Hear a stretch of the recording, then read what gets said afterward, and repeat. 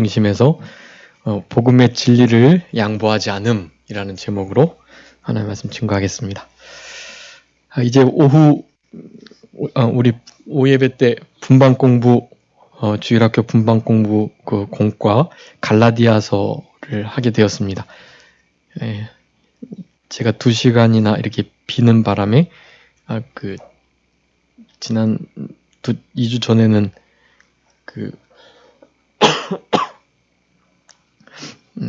우리 헌신 예배였기 때문에 못 드렸고, 그래서 갈라디아서 1장 전체를 하지 못했는데 우리 정관영 목사님께서 갈라디아서 1장 후반부를 또 이렇게 해주셔서 너무나 감사하게 그렇게 1시간 정도만 놓치게 되었는데요.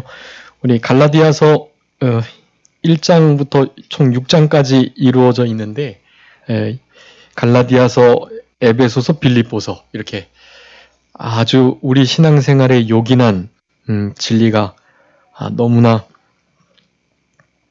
주옥과 같이 담겨있는 그런 말씀들이라고 할 수가 있겠는데, 이 말씀들 한 말씀 한 말씀을 우리가 생명 삼고 그렇게 잘 마음에 새기며 기억해서 그 말씀이 우리에게 생명이 되도록 그렇게 힘을 쓰는 우리들이 되어야 되겠습니다. 1장, 2장에서는 그 이신득이, 그러니까 믿음으로만 의롭게 된다라는 그러한 진리를 아주 명확한 어조로, 그러니까 자신의 체험이랄지 또 지도자들의, 예루살렘 지도자들의, 그리고 우리 베드로 사도의 인정함을 받는 장면을 기록하면서 우리 사도 바울이 증거하는 그러한 믿음으로만 구원 얻는다는, 의롭게 된다는 그것을 그렇게 확증하고 있습니다. 1장, 2장에 걸쳐서요. 그래서 우리 이제 2장 1절부터 10절까지 우리 예루살렘 지도자들에게 대해서도 인정받은 우리 사도 바울의 복음, 바로 이신 득의에 관한 그러한 내용입니다. 3장, 4장에서는 그 부분에 대해서 더 구체적으로 이렇게 설명을 해주고 있습니다. 그러니까 율법과 그 복음, 그리고 행함과 믿음, 그것을 이제 비교하면서 그렇게 말씀해주고 있는데, 결국에는 그 율법이 구원의 방편이 아니라 그 율법은 믿음에 이르게 하는 것이다. 자신의 죄를 깨닫고 믿음을 얻게 하는 방편으로만 우리 율법이 사용될 뿐, 그것이 구원을 주는 것은 아니다는 분명한 진리를 그게 4장까지 증거하고 있습니다. 그리고 5장, 6장에서는 그 부분을 좀 실제적으로 적용하고 있는데요. 그러니까 1, 2, 3, 4, 5, 6 그렇게 크게 2장씩 세 부분으로 나눠볼 수가 있겠습니다. 율법이 사실은 폐기된 게 아니다. 그것이 완전케 된 것이고, 우리는 그 율법의 정죄, 그것으로부터 믿음으로 자유로워야 할 뿐, 율법을 결코 악하다고 여기거나 또 율법을 폐기하려고 하는 일들이 있어서는 안 되겠다라는 것을 말씀하면서 율법의 그 정죄, 특별히 그 죄의 멍에로부터 우리를 자유케 해주셨기 때문에 그 자유로 다른 사람들을 섬기고 또 종된 자유, 다른 사람들을 섬기며 종된 자유를 누려라 라고 말하면서, 그러니 뭐 율법 행하는 것을 우리가 자랑할 수 없고 그것을 자랑 삼으면 안 되고 오직 그리스도만을 자랑해라 라고 맨 마지막 5장, 6장을 그렇게 마치고 있다고 하겠습니다. 그래서 이 본문에서 갈라디아서에서 가장 중요한 단어를 꼽는다면 바로 그 자유라고 할 수가 있겠습니다. 자유. 5장에서 특별히 그 자유에 대해서 잘 다루고 있는데요. 4장 후반부로부터 자유케 하는 여자의 진리를 들어가지고 그렇게 자유를 우리에게 주셨다라는 사실, 즉 율법의 굴레와 정죄로부터의 자유, 그 자유를 우리에게 주셨고, 율법이 우리를 몽학선생으로 그리스도께로, 그리스도를 믿음으로 인도하니까 그저 죄를 깨닫고 그 율법을 통해서 그저 그동안 어렴풋 그림자처럼 보았던 바로 그 복음을 제대로 보는 일들이 있어야 될 것이다. 율법을 폐하려고 해서도 안 되고 그리고 그 율법을 지킴으로 구원을 받으려고 해서는 더욱더 안 된다라는 것을 우리 갈라디아서에서 말씀하고 있다라고 할 수가 있겠습니다. 그래서 갈라디아서에서는 자유케 하는 복음, 이것이 가장 핵심적인 그러한 단어라고 할 수가 있겠습니다. 그런 면에서 오늘 2장에서는 그 이신득의 이 귀한 복음이 다른 것에 방해를 받아서는 안 된다라는 것을 그렇게 드러내려고 자신이 깨달았던 계시받았던 그 진리가 잘못되지 않았고 그것이 예수님의 직접적인 제자들에게도 인정받고 있다라는 것을 우리 2장에서 그렇게 보여주고 있는 것입니다.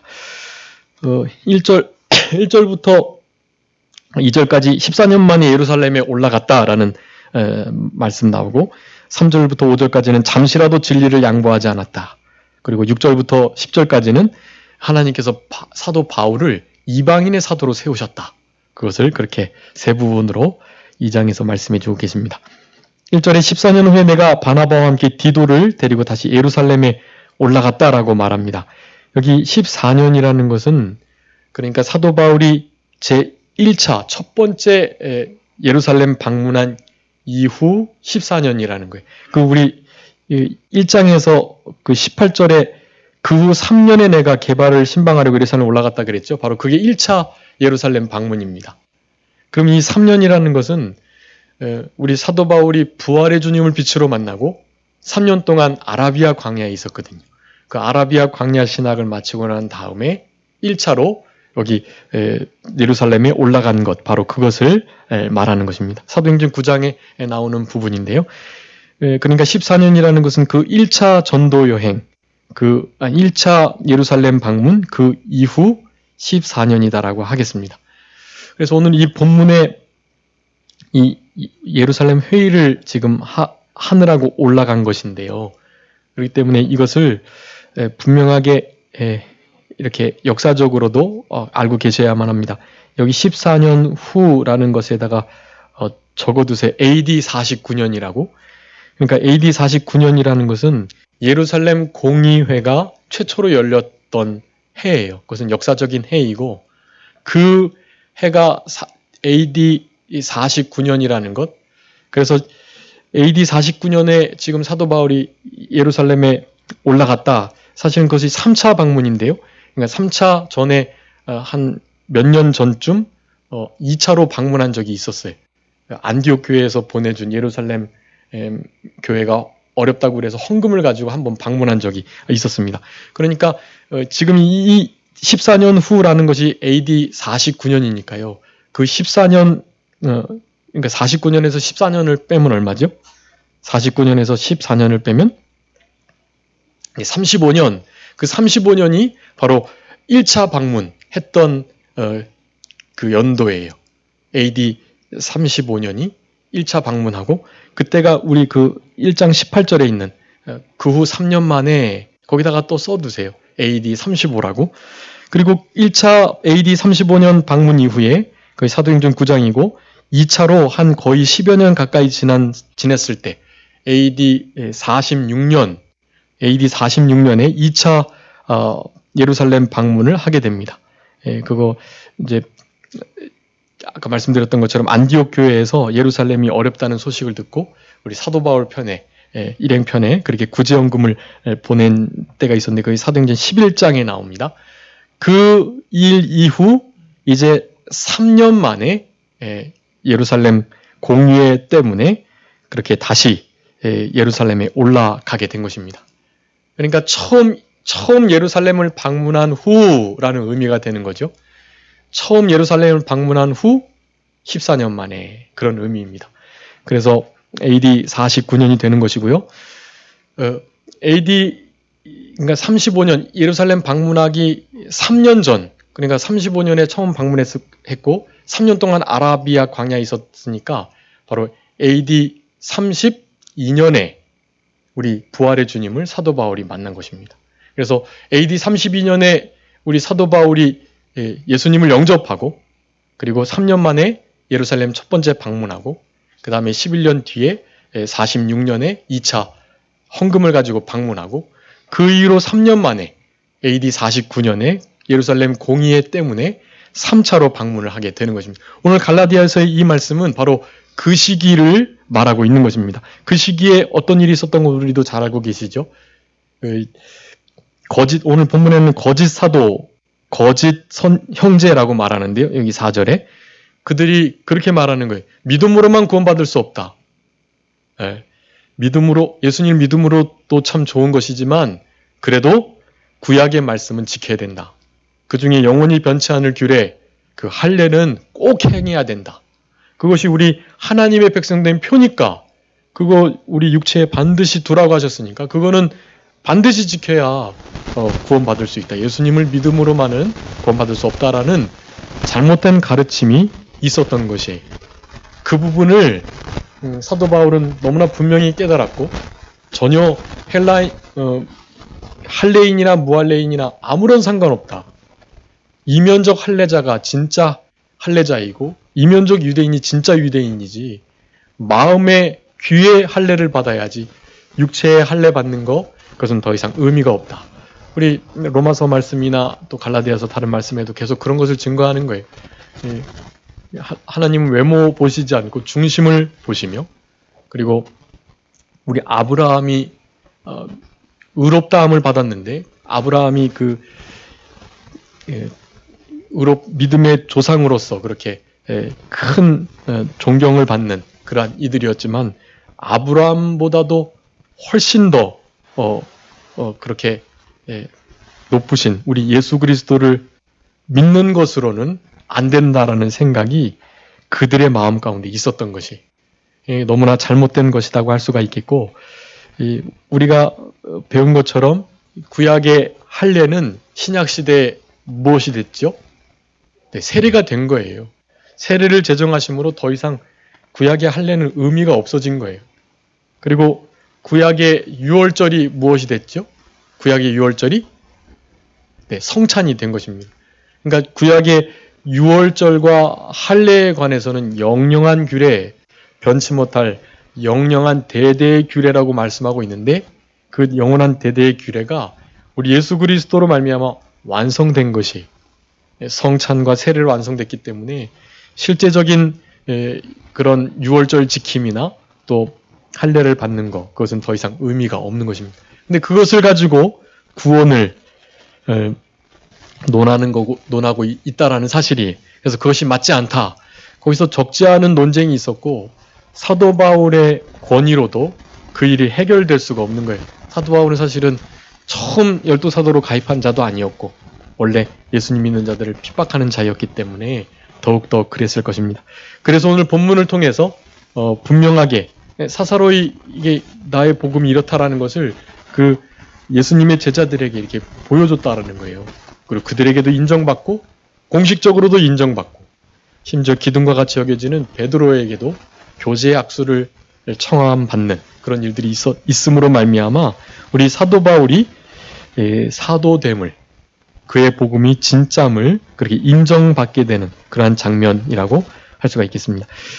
14년 후에 내가 바나바와 함께 디도를 데리고 예루살렘에 올라갔다라고 말합니다. 이 바나바 우리가 잘 알고 있는 것처럼 우리 사도 바울을 처음으로 인정한 하나님의 일꾼으로 인정한 자였습니다.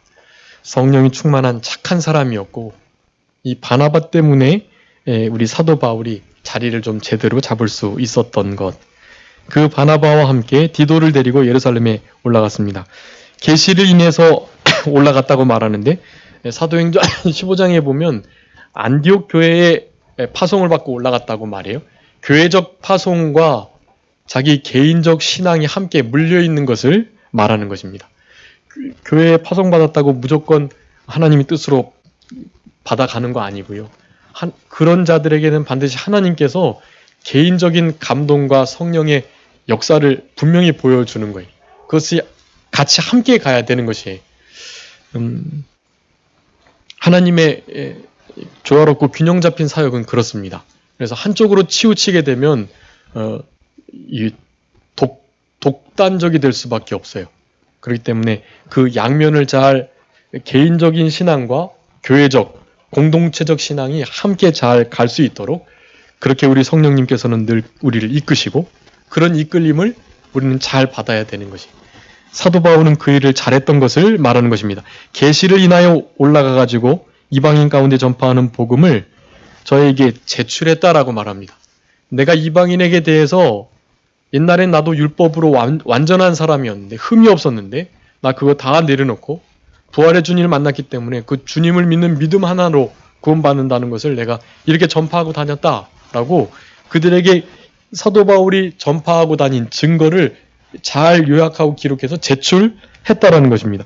그랬는데 유명한 자들에게 사서로이 했다라고 말하는 것이 굳이 그렇게 할 필요는 없는데 그렇게 굳이 그와 같은 일을 해서 우리 사도 바울의 복음과 그 진리가 너무나 분명함을 그렇게 말씀하고 있는 것입니다.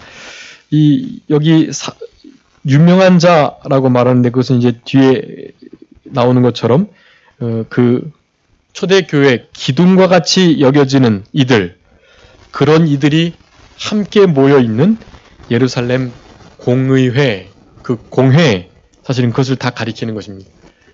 그에게 자기의 신앙과 또 복음 전파의 내용을 그렇게 온전히 잘 드렸다라고 말하는 것이 내가 다름질하는 것 그리고 다름질 한 것에 대해 헛되지 않게 하려고 한다라는 것입니다. 다름질 하려고 하는 거, 우리 여태까지 다름질 한 것, 이 모든 것이 헛되지 않기 위해서 교회적 인정을 받으려고 그와 같은 일을 했다라는 것입니다. 사실은 사도 바울이 그 중심에 설 필요는 없었는데요.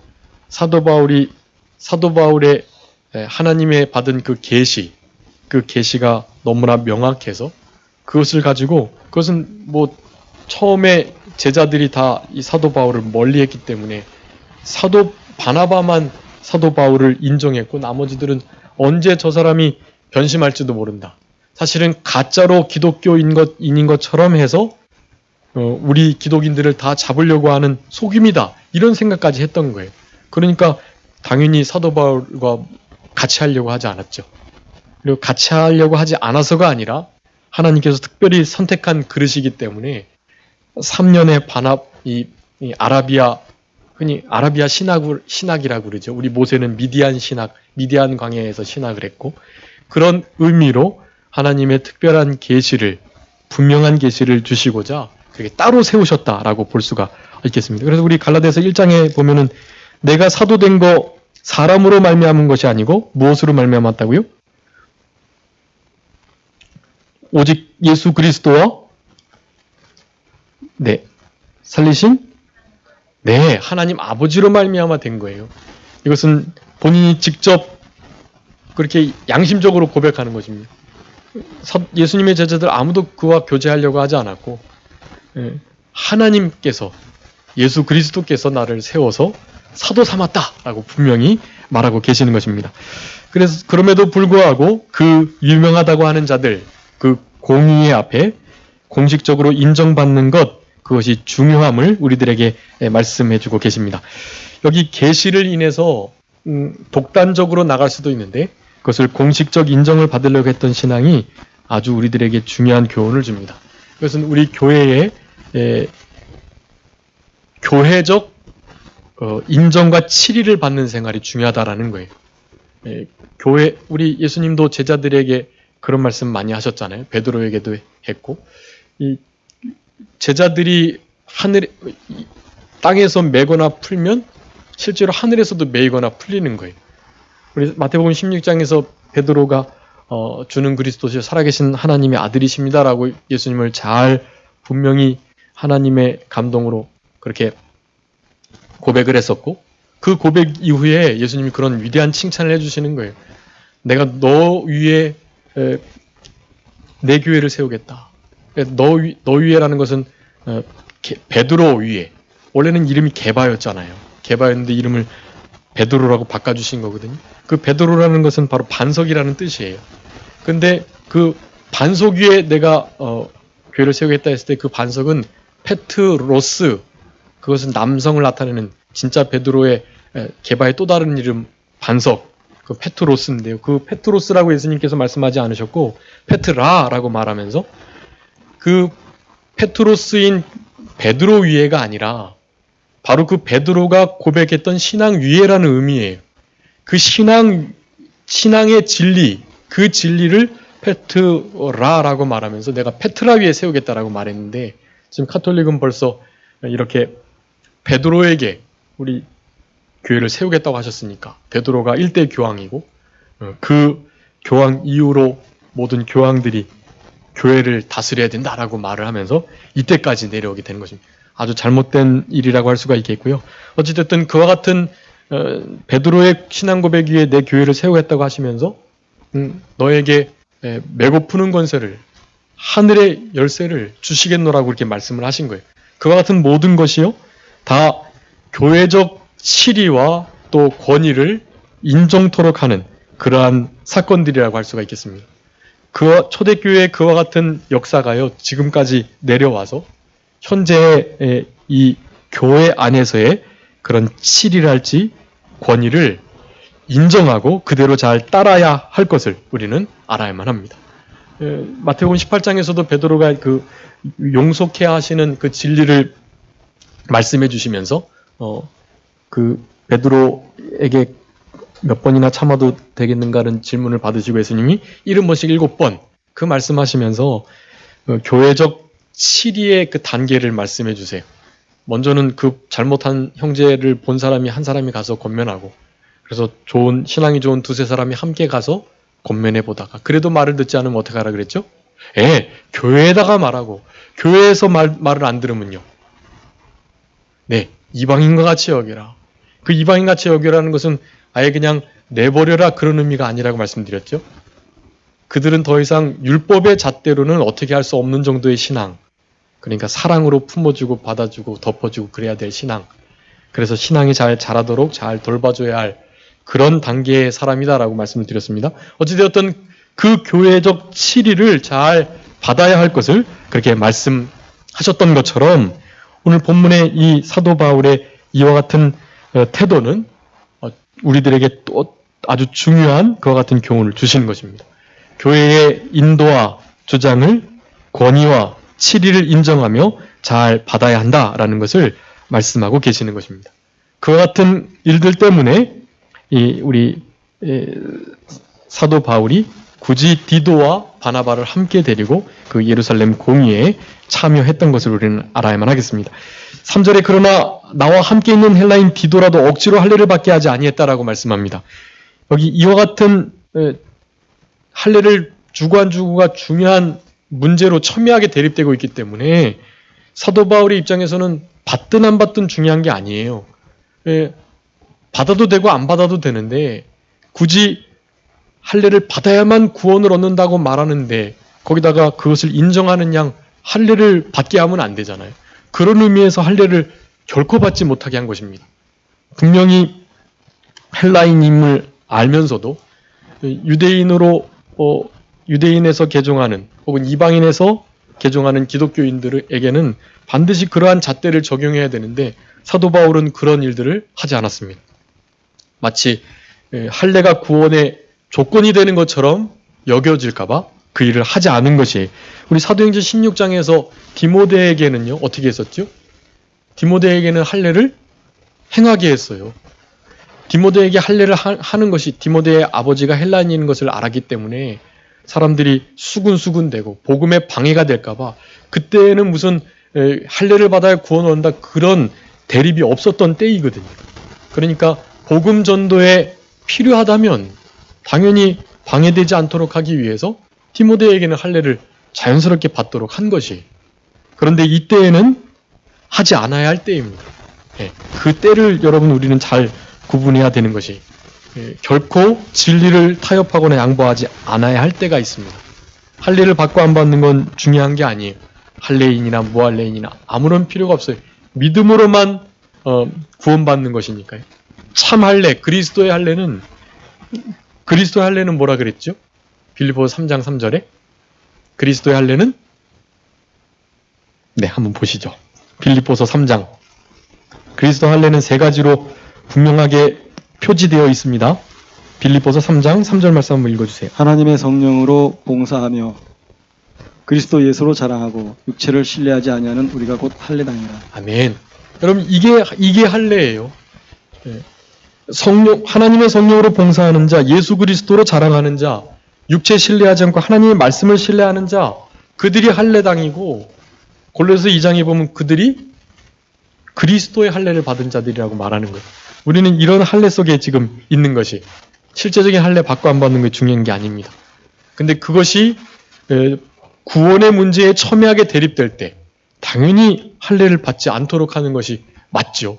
그때 할례를 받으면 그것은 진리를 거스르게 되는 일이에요. 그건 목에 칼이 들어와도 할례를 받지 않도록 해야만 하는 것입니다. 그때는 마치 우리 다니엘서 3장에 나오는 그 하나냐 미사엘 아사랴가 풀무불에 던져지는 일을 앞두고도 신상에게 절하지 않는, 바로 그 정신으로 사실은 이렇게 한 것이라고 할 수가 있겠습니다. 왕이요, 아무리 그렇게 회유를 하셔도 어쩔 수 없습니다. 만약에 풀무불에 던져도 우리 하나님께서 건져주실 것인데, 만약에 하나님께서 어떻게 해요? 네, 건져주시지 아니하실지라도 절 결코 못하는 줄 아세요 라고 말을 했던 거예요. 여러분, 그런 신앙으로 살아가야만 합니다. 디도와 사도 바울은 그와 같은 마음으로 이와 같은 일들을 하였던 것이, 그 이유를 밝히고 있습니다. 4절에 이는 가만히 들어온 거짓 형제 까닭이다. 저희가 가만히 들어온 것은 그리스도 예수 안에서 우리의 가진 자유를 엿보고 우리를 종으로 삼고자 한다라고 말합니다. 율법의 저주, 율법의 굴레에 종으로 삼겠다라는 거예요. 우리는 거기서부터 자유케 된 자들이거든요. 예수 그리스도를 믿음으로 말미암아 자유케 된 자들이에요.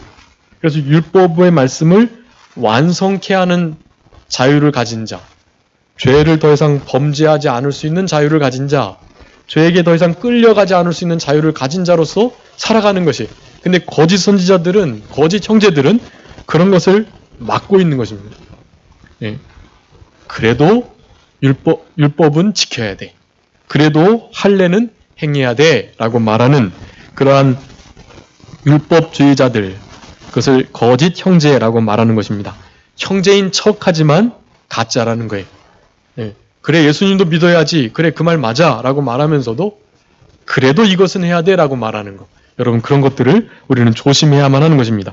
사도 바울이 그것을 분명히 알았어요. 그것은 우리의 자유를 엿보는 자들이다.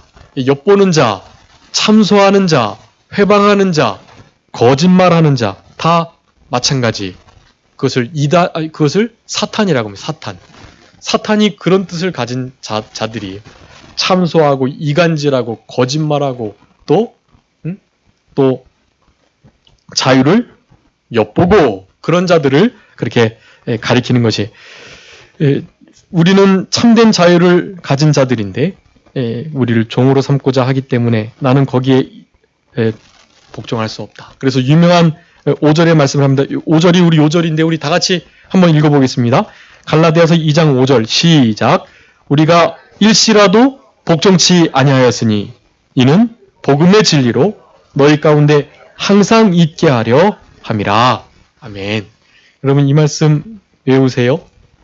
다음 주에는 우리 주일학교 학생들이 말씀 다 외워서 앞에서 다 암송하고 다 그럽니다. 주일학교 예배 때.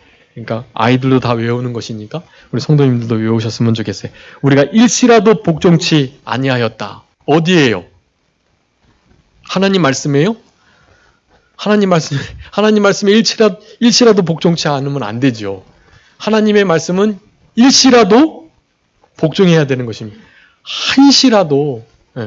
한시도 빠짐없이 하나님 말씀에는 복종해야만 하는 것이고요. 근데 누구에게는요? 거짓 형제, 우리의 자유를 엿보는 자, 우리의 자유를 빼앗아서 종으로 삼고자 하는 자 말하는 거예요. 그들에게는 일시라도 복종치 않았다. 여러분, 사도 바울의 순교자적인 신앙의 고백이라고 하겠습니다. 여러분, 이제 예수님의 재림이 가까워져서 진짜로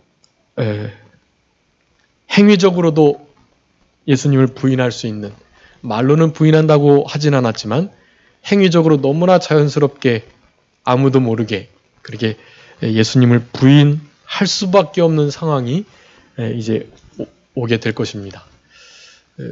그 형태가 구체적으로 어떠한 것인가에 대해서는 뭐 확실히 알 수는 없지만 우리가 대충 짐작해 볼 수 있는 일들이에요. 우리의 삶 가운데 우리가 취하는 태도를 보면 알 수 있거든요.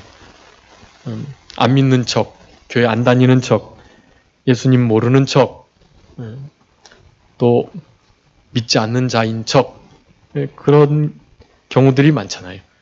우리의 양심을 날카롭게 쓰면 그런 어떠한 경우들이 우리의 신앙을 무너뜨리려고 닥치게 될지 짐작해 볼 수 있을 것입니다. 어쨌든 여러분 그러한 일을 당할 때 일시라도 복종치 않도록 하셔야만 합니다.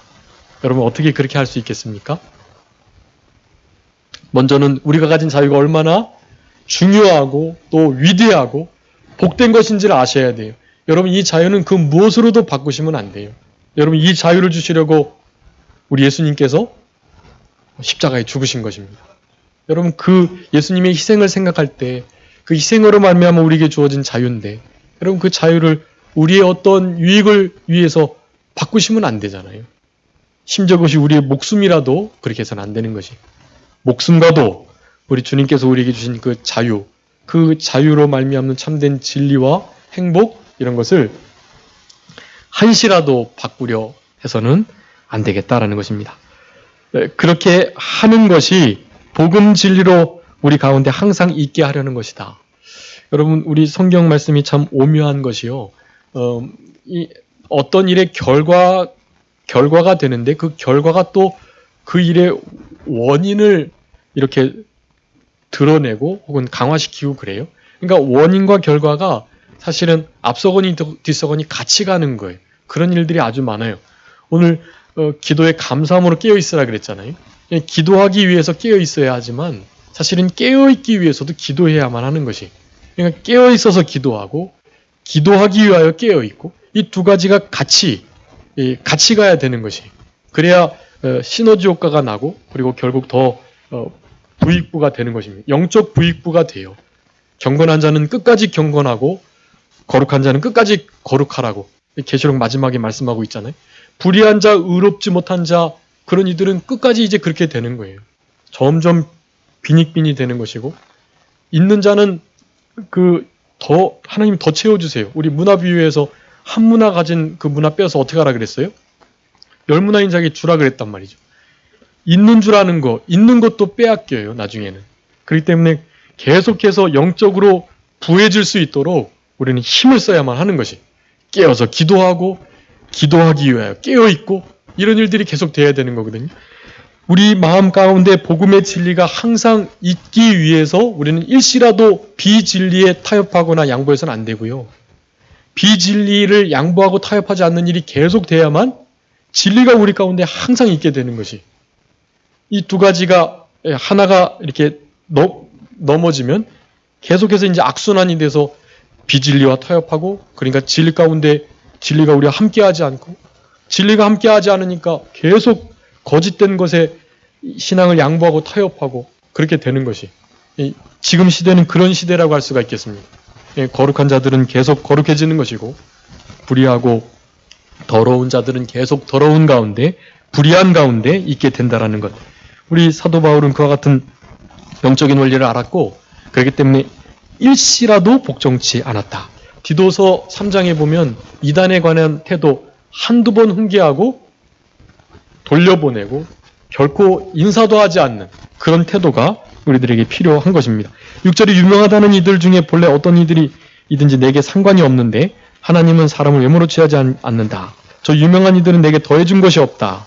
도리어 내가 무할례자에게 복음 전함을 맡기를 베드로가 할례자에게 맡은 것 같이 한 것을 보고 베드로에게 역사하셔가지고 그를 할례자의 사도로 삼으신 이가 또한 내게 역사하사 나를 이방인에게 사도로 삼으셨다라고 말하면서 우리 사도 바울이 사도됨을 갈라디아서는 특별히 다른 서신서들은요, 뭐 이를테면 에베소 지역에 딱 한 교회가 있는 거거든요. 근데 이 갈라디아서는요, 그 갈라디아 지역 안에 사실은 여러 교회가 있었어요.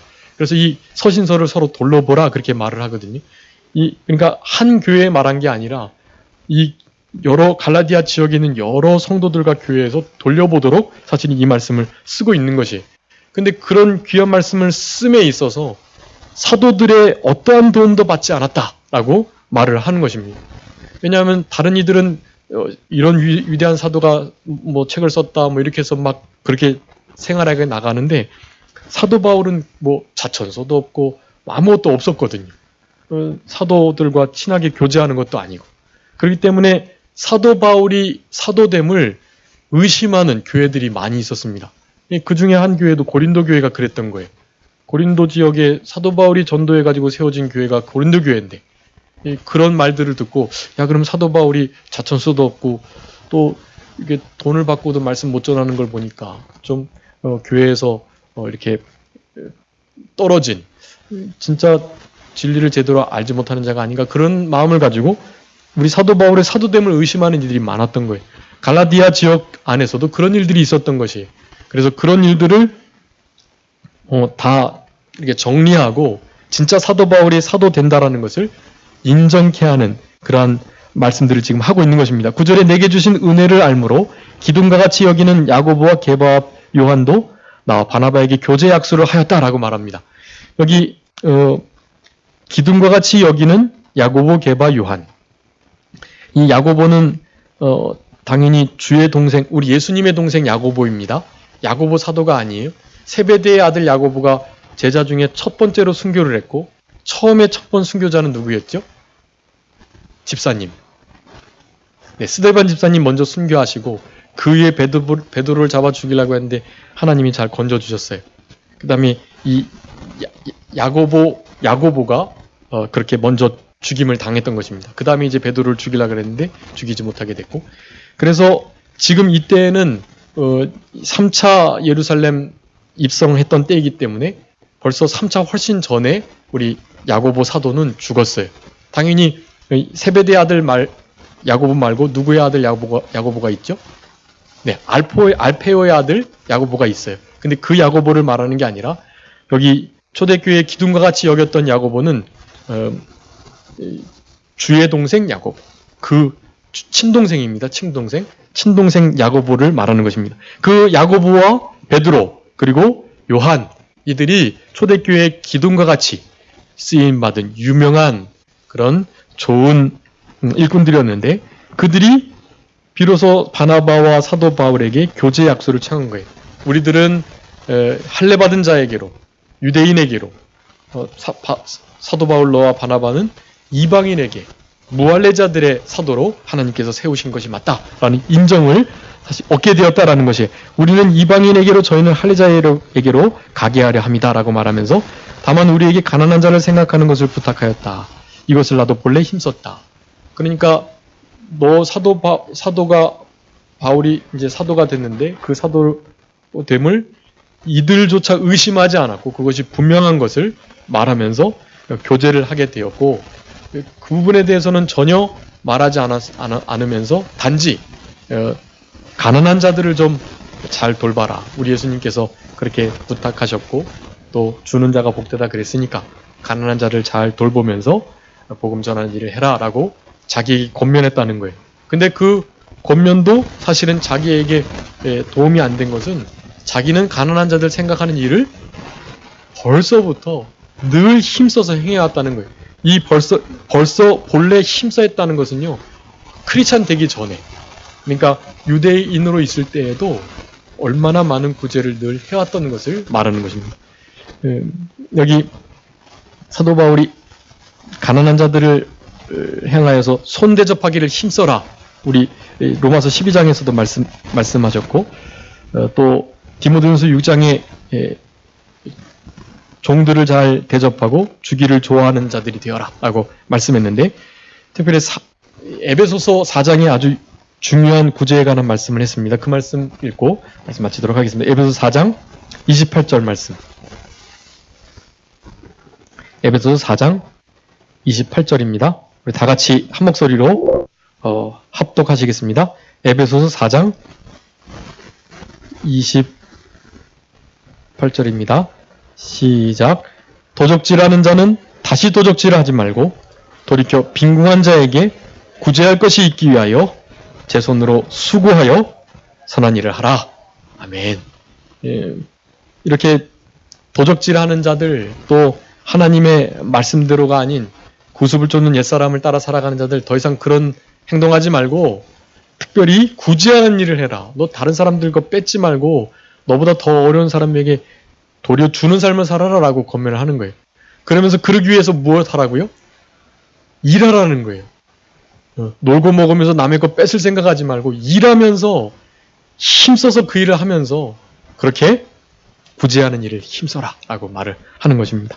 우리가 힘써야 할 것 중에 손대접하는 일, 어려운 자를 돕는 일도 있음을 우리가 또 생각해 볼 수가 있겠습니다. 오늘 1절부터 2장 10절까지 우리 복음의 진리를 일시라도 복종하지 않은 적이 없다. 비진리는 일시라도 복종치 아니했다 라고 하시는 이 말씀을 기억하시면서 여러분 우리의 삶 가운데 비진리와 타협하거나 또 진리를 양보해야 할 때가 있을 것이지만 그때 순교자적인 신앙으로 진리를 잘 지키시는 우리들이 되었으면 좋겠고, 특별히 어려운 자들, 이렇게 정말로 힘든 자들 돌아보시면서 우리의 손을 펴는 손대접하시기를 힘쓰시는 우리의 남은 생애가 되었으면 좋겠습니다. 기도하겠습니다. 살아계신 우리 아버지 하나님 감사합니다.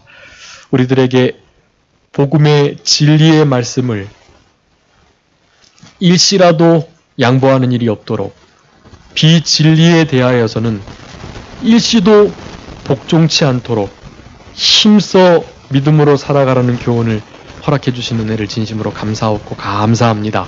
이와 같은 진리의 말씀이 우리와 늘 함께할 수 있도록 우리 주님께서 역사하여 주시고 질 되신 성령님께서 날마다 우리의 삶을 진리 가운데로 인도하시며 행여 말과 행동으로 우리 주님을 부인하는 일이 없도록 우리의 마음과 신앙을 늘 굳건히 지켜주시옵소서.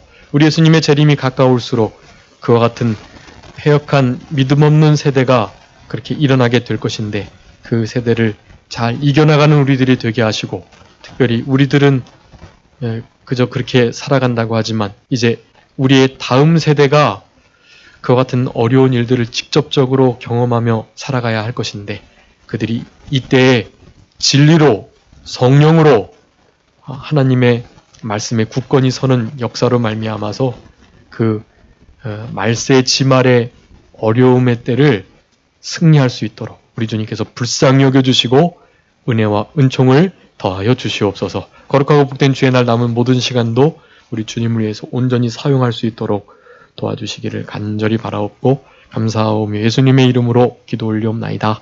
아멘. 같이 찬송하시겠습니다. 찬송가